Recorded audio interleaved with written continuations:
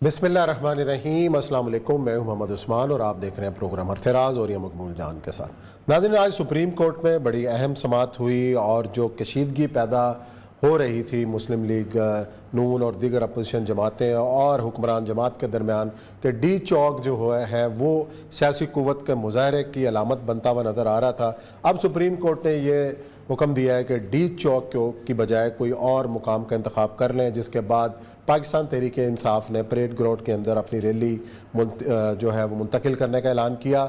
नून league की क़यादत क्या फ़ैसला करती है, अभी तक इसका इंतज़ार है। बहरहाल सुप्रीम कोर्ट का ये कहना है कि किसी को भी वोट डालने से मना नहीं किया जा सकता। साथ ही एक लार्जर बेंच बनाने का भी ऐलान हुआ है 63A की तशरीह के लिए। ये कितनी अहम पेशरफ्त है, इस पर करेंगे बात। साथ ही एक अहम तारीखी फ़ैसला हुआ है रेकोडेक के हवाले से कि पाकिस्तान के लिए कितना खुश आइंदा है, उसके मुज़मरात पर बात करेंगे। कितनी अच्छी पेशरफ्त है, इस पर होगी बात। साथ ही एक अहम नुक्ता है जो प्रोग्राम का हमारे आखिरी हिस्सा होगा, वो है मौजूदा हुकूमत, खान साहब की हुकूमत और आज़ादी सहाफ़त के हवाले से उनके जो दावे हैं और ख़ास तौर पर जिस तरीके से न्यू नेटवर्क और नई बात मीडिया नेटवर्क को निशाना बनाया जा रहा है और किस की पदाश में निशाना बनाया जा रहा है और क्यों बनाया जा रहा है, उस पर करेंगे बात। बढ़ते हैं अपने पहले सेगमेंट की जानिब। और यह साहब, आपको एक बार फिर कोयटा से मैं खुशामदीद कह रहा हूँ प्रोग्राम के अंदर, और यकीन है आप कल खुद यहाँ तशरीफ़ ले आएंगे। बहरहाल सुप्रीम कोर्ट में जो कुछ आज हुआ, जिसकी समाअत हुई सारा दिन और जो ख़बरें बाहर निकली हैं, उसके अंदर जो चीज़ें आई हैं, एक तो डी चौक वाला जो मामला जो कशीदगी पैदा होने जा रही थी, उसके अंदर कदरे माहौल के अंदर सुकून होता हुआ नज़र आ रहा है। और साथ ही कुछ लार्जर बेंच भी तश्कील पा गया 63A के हवाले से। क्या कहेंगे इस हवाले से, क्या होने जा रहा है और अब क्या नज़र आ रहा है आपको? देखिए, एक तो जो दरख्वास्त थी उसकी सुप्रीम कोर्ट बार की, वो ये थी कि यहाँ पर से लोगों को जी सुप्रीम बार की जो थी उसके ऊपर ये हुआ कि उसमें असल में फैसला नहीं दिया उन्होंने कॉज ऑफ एक्शन ख़त्म हो गया। क्योंकि कॉज ऑफ एक्शन ये था कि वहाँ जलसा हो रहा है और जलसे में कशीदगी होगी और ये सारी चीज़ें होगी, जिसपे अटार्नी जनरल ने ये प्लेज किया कि हम जो है यहाँ पर डी चौक में नहीं दे रहे। और उस दौरान उन्होंने बाकायदा जो है वो उसकी पेश की इस्लामाबाद के इंतज़ामिया की कि आप यहाँ पर ना करें, आप किसी और जगह करें। तो ये उन्होंने बात पेश की जिसके ऊपर कॉज ऑफ एक्शन ख़त्म हो गया कि अब वो कॉज ऑफ एक्शन नहीं है। दूसरा उसके बाद ये था कि एश्योरेंस दी गई कि हम किसी को रोकेंगे नहीं और हर बंदा जो है वोट देने को हक है।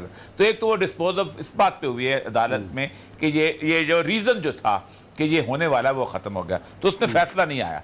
फैसला आएगा अब इसके ऊपर जो है अपना, और ये बहुत बड़ा मैं समझता हूँ 63 इसके फैसला आना चाहिए। और उसमें फैसले आने की बुनियादी वजह यह है कि पाकिस्तान की जो सियासत है, ये सियासत काफ़ी अरसे से तबाह बर्बाद सिर्फ इसीलिए हो रही है, और आज से नहीं हो रही, ये हो रही है पाकिस्तान बनने के कुछ 3-4 साल बाद से, कि पूरी की पूरी मुस्लिम लीग जो थी वो उसमें से 90% लोग जो थे वो रिपब्लिकन पार्टी में चले गए थे। और नवाब कजलबाज से लेके कौन कौन सा लोग थे जिन्होंने डॉक्टर खान साहब की वजारत बना ली थी, और ये वो लोग थे जो कायद आज़म के साथी थे, और ये वो लोग थे जिन्होंने पाकिस्तान बनाया था।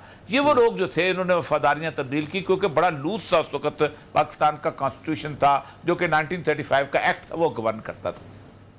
उसके बाद अयूब खान की मिसालें आपके ज़माने के अंदर हैं। 1962 के अंदर जो अयूब खान का कॉन्स्टिट्यूशन आया, उसने कैसे लोगों ने वफादारियाँ बदली। मैं उन लोगों के नाम लेना चाहता इसलिए कि वो अल्लाह को प्यारे हो चुके, उनका अमाल अपनी जगह। फिर उसके बाद में 1970s के अंदर जुल्फ़िकार अली भुट्टो के ज़माने में ये बलूचिस्तान जहाँ मैं बैठा हूँ, इस बलूचिस्तान की गवर्नमेंट जो थी वो तोड़ दी थी। और तोड़ने के बाद भुट्टो साहब चाहते थे कि जहाँ पर अपनी हुकूमत को बनाएं, और उन्होंने अताउल्लाह मैंगल की जगह जाम गुलाम कादर की, बल्कि पहले बारोज़ई साहब होती थी, उनकी हुकूमत बनाई थी, और फिर जाम गुलाम फिर बारोज़ई की बनाई थी। और उसके अंदर दो लोग जो थे जमीयतुल उलमा इस्लाम से तोड़े थे, एक तो इधर से तोड़े थे, और एक इलेक्टेड पार्टी जो ख़त्म हो गई थी। अवाम ने जिस पार्टी को मैंडेट किया था उसको आपने मनूवर कर दिया। फिर 1988 के बाद से जो सूरत हाल शुरू हुई है वो तो आप देख ही रहे हैं कि कैसी सूरत हाल है। मुशर्रफ के ज़माने में मुशर्रफ की तमाम तर मामलात के बावजूद मुशर्रफ की पार्टी का बंदा जो है इलेक्शन में नहीं जा सकता था। और आपको याद होगा कि पैट्रियट बनाई गई थी, 12 अरकान जो थे फैसल सालेयात की सरबराही के अंदर वहां गए थे, फिर भी एक वोट कम हो गया था। और फिर आप खुद सोचे कि मौलाना आजम तारक जिसके बारे में पूरा पाकिस्तान कहता था कि जनाब सिपाही सापा है तो ये है, तो हम तो टेरर के खिलाफ जंग लड़ रहे हैं, पता नहीं क्या है, तो ये शरीक है, तो ये वो है, वो आजम तारक के वोट ने वो जिताया था। इसका मतलब यह है कि जो मंडी लगती चली आ रही है बहुत अरसे से, इसको किसी ने किसी जगह तो खत्म करना है। 88 के अंदर जब बेनजीर के बारे में जिस वक्त हुआ था, उसको भी आपको याद होगा, चांगा मांगा वाला, मैं बात डिस्कस नहीं करना। ये जो रेफरेंस है, ये रेफरेंस बड़ा इंपॉर्टेंट है। इस रेफरेंस में उसने ख्वाजा तारक रहीम के उसकी भी उन्होंने जिक्र किया है, और फिर उसके बाद और बहुत सारी चीज़ों का जिक्र किया। इस रेफरेंस के अंदर 2-3 चीज़ों की इंटरप्रिटेशन है। बारहा मैंने कहा है कि पाकिस्तान का जो आइन है ये ढीला ढाला है, मोम की नाक है, वेग है, इसको खींच के यूं भी ले जा सकते हैं, इसको खींच के यूं भी ले जा सकते हैं, इसको कहीं ना कहीं ठीक रखना चाहिए। यानी आपको बहुत कम ये जरूरत पड़े कि आप सुप्रीम कोर्ट के अंदर जाएं कि इसको इंटरप्रेट करो। उन्होंने इसको 2-3 चीजों के साथ मिला के देखा, और मैं आइंदा उस्मान साहब पाकिस्तान के अंदर एक बहुत बड़ा कॉन्स्टिट्यूशनल क्राइसिस देख रहा हूं, और वह लिख लीजिएगा कि ये सूरत हाल कैसे बनेगी। ये है, इसमें उन्होंने ये कहा है कि 63A है, इसके अंदर सबसे अहम 3 चीज जो है, जो अगर आप मैं जरा सा पढ़ लूं तो वो आप हैरान हो जाएंगे कि डिस्क्वालिफिकेशन की बुनियाद पे, if A member of the parliament of the party votes,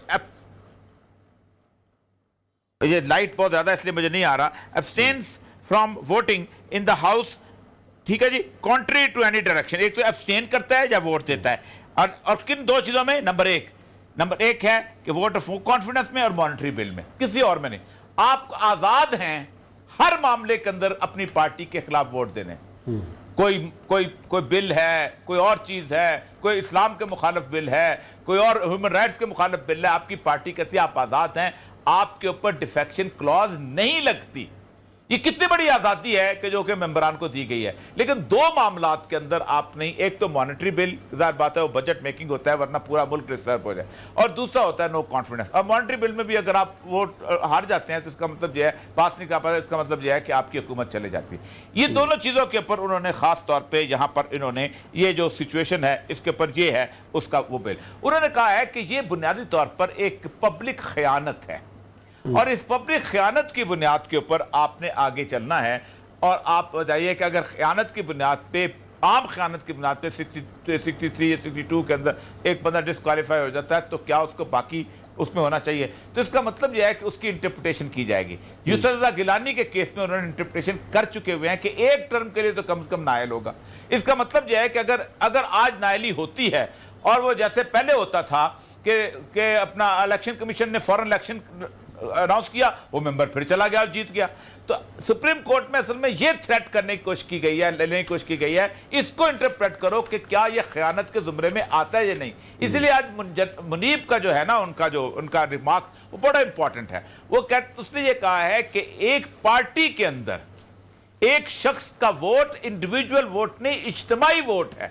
यानी अगर पार्टी के 70 मेंबर हैं तो 1 वोट कंसिडर होगा, उसमें से निकलना बाकी चीजें। एक तो ये चीज बड़ी इशू है कि ये थ्रेट बहुत बड़ा थ्रेट होगा कि अगर आप डिस्क्वालीफाई होते हैं ऑन द बेसिस कि आपने अपने उस ऐद से खयानत की, तो इसका मतलब यह है कि कम से कम यूसुफ रज़ा गिलानी की तरह 5 साल के लिए तो आप सियासत से आउट। अच्छा, और ये सब यहाँ पे एक सवाल, मुझे लगता है कहीं ना एक जो इंटरप्रिटेशन की आप बात कर रहे हैं, यहाँ पे एक सवाल उठता है कि जब कानून बनाए जाते हैं, जब इस किस्म के लॉज लाए जाते हैं, एक बड़े जय्यत किस्म के अरकान पार्लियामेंट होते हैं और दिनों बहस होती है, कमेटियों में जाता है और वजारत कानून से लीगल राय ली जाती है, इसके बावजूद भी सुकम क्यों रह जाता है कि मामला फिर सुप्रीम कोर्ट की कोर्ट में जाता है और उसके बाद फिर आप उसकी तशरीह करवाते हैं? क्यों ये सुकम रह जाते हैं? लाइट को कुछ कर सकते हैं सर, ठीक। अच्छा देखिए, इसमें जो इम्पोर्टेंट चीज है कि इसमें उन्होंने कहा कि ये कोई रैंडम कलेक्शन नहीं है इसकी ना, ये बेसिकली ये एक फंडामेंटल, इसी पे उन्होंने रेफरेंस के अंदर यही कहा है, और उन्होंने कहा है कि आप इसको इंटरप्रेट कर दीजिए। इसीलिए तो सुप्रीम कोर्ट को इख्तियार दिया है, पाकिस्तान के आइन को कोई और तशरीह नहीं कर सकता सिवाय पाकिस्तान की सुप्रीम कोर्ट के। अब अगर वो तशरीह आएगी तो उसको पता चल जाएगा कि 1 टर्म के लिए, इसी मेरे ख्याल नवाज शरीफ का भी केस डिसाइड हो जाएगा इसके साथ ही कि वो 1 टर्म के लिए ना हालांकि पूरी उम्र के लिए। अच्छा, और इसका मतलब बड़ा इंपॉर्टेंट केस है। एक और चीज बताऊं आपको, इसके बाद एक और चीज है कि क्या सुप्रीम वो जब वोट देने लगते हैं तो एक क्राइम कमिट हो जाता है, तो स्पीकर क्या कहेगा? अब स्पीकर कौन सी रूलिंग देता है? अगर स्पीकर रूलिंग देता है कि मैं इन 15 लोगों के वोट नहीं गिनता, तो स्पीकर की रूलिंग चैलेंजेबल नहीं है। अच्छा। आपको याद होगा कि 7 वोट सेनेट के उन्होंने काउंट नहीं किए थे, आपको याद होगा, और वो उन्होंने कहा था ये मोहरें इस तरफ की लगी हैं, मुजफ्फर शाह और वो साहब, बिल्कुल, सुप्रीम कोर्ट ने बिल्कुल। फैसला दिया था कि चैलेंजेबल नहीं है, बिल्कुल ठीक तो है। अब सुप्रीम अगर स्पीकर नहीं गिनता तो असल मतलब ये यहां आएगा कंफ्यूजन, यहां आएगा क्राइसिस, यहां आएगा, फिर सुप्रीम कोर्ट के पास जाएंगे लोग और शोर शोर मचेगा, और शोर शोर का मकसद है सारे का सारा। तो ये मुझे लगता है चलो जी, उन्होंने देखते हैं जो क्या larger क्या bench- क्या क्या क्या होता है और मामलात क्या रुख इख्तियार करते हैं। लेकिन यहाँ ब्रेक का टाइम है, ब्रेक के बाद आएंगे और एक अहम जो इशू है वो है रेकोडेक मंसूबा, जिसमें पाकिस्तान के लिए कुछ अच्छी खबर है।